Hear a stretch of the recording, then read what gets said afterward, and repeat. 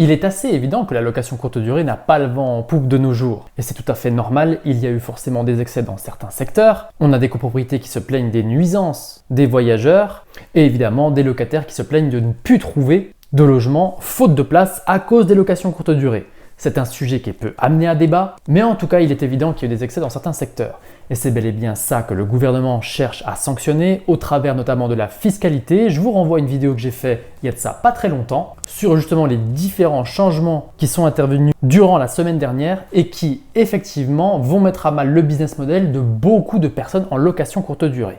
Est-ce que ça veut dire pour autant que cette activité est strictement morte? Eh bien, je ne pense pas. Et pour preuve, hier, pour ceux qui l'ont vu, j'ai interviewé Marc Brody. L'interview est disponible sur ma chaîne. Je vous mets le lien également en description. Et il s'avère que lui s'est spécialisé dans la location courte durée haut de gamme. Et j'aime bien dire que sur cette activité, on a plusieurs stratégies. On a celle du volume, c'est d'avoir beaucoup d'appartements à des prix complètement cassés, d'en avoir absolument rien à faire de la note, mais de quand même réussir à harponner des clients parce qu'on est les plus bas du marché. On a ceux qui font du haut de gamme et du luxe, qui eux sont justement les plus chers du marché. Et on a le fameux ventre mou du marché qui est ni d'un côté ni de l'autre. Et ça, en général, lorsque vous êtes dans la masse, comme par exemple si vous avez un studio en bon état ou un T2 en bon état à 50 € la nuit dans une ville moyenne, c'est pas compliqué, vous avez le même produit que tout le monde et par conséquent, vous avez dû avoir des problèmes de remplissage cette année. Ce n'est pas le problème justement de Marc qui s'est spécialisé dans le haut de gamme. Pour ne rien vous cacher, je connaissais déjà un petit peu le business model, mais on a pu approfondir avec lui. Et donc, j'ai noté 5 points assez importants qui ont été abordés hier dans l'interview, notamment par rapport à la location courte durée haut de gamme, qui me semble plutôt intéressant de repréciser. Tout d'abord et pour commencer, le premier point qui paraissait important, c'est bel et bien la personnalisation de l'expérience et notamment au travers de la communication. Marc est en train de travailler avec différents logiciels pour avoir des réponses automatisées et personnalisées en fonction du profil du client qu'il a en face de lui. Parce que oui, l'une des grosses souffrances de la location courte durée, c'est bel et bien son exploitation et l'aspect chronophage de l'exploitation. Notamment, souvent, renvoyer toujours les mêmes informations aux clients qui posent systématiquement les mêmes questions, même si tout est correctement indiqué dans l'annonce, eh bien, les gens demandent toujours confirmation. Et lorsque vous vendez un prix qui est assez élevé, les gens ont besoin d'être rassurés, c'est tout à fait normal. Et donc, il est en train de travailler sur un système d'automatisation qui est plus ou moins en place. Et ça fait partie du haut de gamme et de sa stratégie, c'est le premier point. Le deuxième point, c'est la maximisation des turnovers. Parce que oui, lorsque vous faites de la location courte durée, évidemment que vous voulez éviter d'aller faire le ménage tous les jours dans l'appartement que vous exploitez. Par conséquent, vous allez avoir tendance à mettre des prix un petit peu plus bas si vous faites du mois, si vous faites de la semaine, du 2 semaines. Bref, vous allez faire un prix dégressif. Et ça s'entend et c'est complètement normal. D'ailleurs, la plupart des gens s'y retrouvent de cette manière. Donc, lorsque vous faites de la location courte durée, le but du jeu, c'est quand même d'avoir les réservations les plus longues possibles. Pour vous donner un ordre d'idée, moi, je fais toujours du 3 nuits minimum. Et bien là, c'est exactement l'inverse. Ce que l'on veut, c'est le turnover le plus fort possible.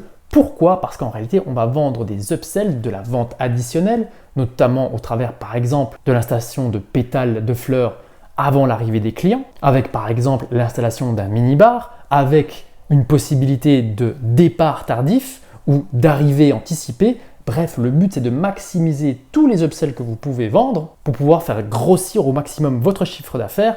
Et donc pour ça, vous avez besoin d'un turnover qui est plus que conséquent. Et ça, c'est une grosse différence avec la location courte durée plus classique. Le troisième point, c'est que là, on sort complètement d'une activité immobilière standard, mais on va bel et bien chercher une activité commerciale à part entière. Donc l'approche de votre investissement immobilier n'est absolument plus le même. Les X et les Y auxquels vous allez être confrontés vont vraiment devoir être anticipés pour pouvoir maximiser le succès de votre opération. Et aussi et surtout, vous devez penser en tant qu'hôtelier et non plus comme un loueur de courte durée standard comme moi je pourrais l'être par exemple. Il en découle donc le quatrième point, c'est par rapport au personnel qui a besoin d'être un minimum expérimenté et à l'idéal d'avoir déjà au moins travaillé dans l'hôtellerie, voire même dans le luxe. Qu'est-ce que ça suggère comme caractéristique particulière? Évidemment que votre employé doit avoir la possibilité de travailler le week-end, les jours fériés, parce que c'est à ce moment-là que vous remplissez. Or, trouver des gestionnaires qui travaillent à ce moment-là, c'est pas toujours évident. Et aussi qui ont l'habitude de faire des nettoyages en profondeur Alors qu'avec de la location courte durée plus standard, évidemment que vous pouvez processiser quelque chose et prendre entre guillemets, je dis bien entre guillemets, n'importe qui, donner le process pour qu'elle puisse faire votre appartement. Donc la logique est complètement différente et donc vous avez besoin d'avoir du personnel évidemment que vous allez rémunérer beaucoup plus cher parce que flexibilité et parce que expérience. Et enfin le cinquième et dernier point, c'est bel et bien le thème et l'expérience que vous devez faire vivre à votre client au travers de son séjour dans votre appartement.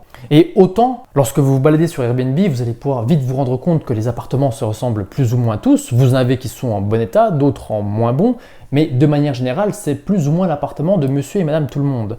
Là, vous devez avoir un thème, vous devez avoir des équipements particuliers pour pouvoir attirer des clients fortunés qui veulent vivre quelque chose au travers de l'appartement que vous allez proposer et donc votre empreinte visuelle doit être extrêmement marquée, d'où l'importance de la décoration dans votre appartement, ce qui est un peu moins le cas sur la location courte durée plus classique. Voilà un petit peu ce qui transparaît de l'interview d'hier concernant Marc Brody. Et d'ailleurs, Marc a préparé un produit. Si vous voulez aller un petit peu plus loin avec lui, je vous mets le lien en description. Et honnêtement, ça vaut le coup pour avoir regardé un petit peu de quoi il en retournait. C'est quelqu'un qui est de très bons conseils et qui par-dessus le marché est plutôt sympathique. Voilà un petit peu ce que je voulais dire par rapport à la location courte durée, de manière générale et notamment sur le haut de gamme. Moi, c'est un projet que je pense que je vais réaliser sur la fin d'année prochaine, fin 2025, début 2026. Et évidemment que j'essaierai de vous montrer un maximum de toutes les différentes étapes. Pour ceux qui se demandent où est-ce que je veux investir, évidemment que je vais aller en frontière suisse et dans un produit que tous les francs-comtois connaissent. Bref, la location courte durée n'a pas dit son dernier mot, mais effectivement, on ne peut plus se permettre d'aller sélectionner une surface absolument standard dans une grosse copropriété et faire quelque chose de moyen. Vous risquez d'avoir des problèmes avec la mairie, avec les voisins, avec les locaux entre guillemets, et maintenant en plus avec la fiscalité. Donc non, on doit penser de manière plus ciblée, de manière beaucoup plus professionnelle. La location courte durée, encore une fois, n'est pas morte, mais on a besoin de se professionnaliser et de penser à une activité pérenne dans le temps, et donc penser commercial en plus de penser immobilier. J'espère que cette vidéo vous a plu. Je vous remercie de m'avoir suivi jusqu'ici. Je vous mets le lien si vous avez des questions sur le groupe WhatsApp qui est parfaitement gratuit. Et je vous dis à très vite pour de nouvelles vidéos. Ciao, ciao, ciao!